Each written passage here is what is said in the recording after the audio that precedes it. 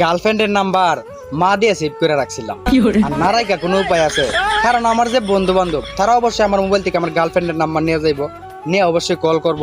এই কারণে তাদের বইয়ে আমি গার্লফ্রেন্ডের নাম্বার মা দিয়ে সেভ করে রাখছি। তো একদিন আমি বসে মোবাইল টিপতেছি, মোবাইল টিপার পরে আমার একটা বন্ধু আছে এখানে আইসা বলতেছে, কি রে এখানে কি করস? আমি কই এখানে নাচতাছি। বেটা নাচতাছি মানে?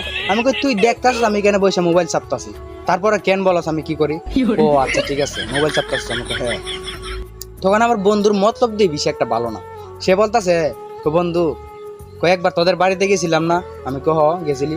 তোর মা আমাদেরকে যে একটা আদর করছে রে, নিজে হাতে রান্না করে খাওয়াইছে, তোর মারে অনেক ভালোবাসি রে, তোর মা আমাদের নিজের সন্তানের মতন মানে আদর করে। তখন মানে এই কথা বলার পরে আমি তো পুরো জাকি ধরছি, আমি এত মতলব বেশি একটা ভালো না। আমি তাড়াতাড়ি আমার মোবাইলটা পকেটে ঢুকাইছি।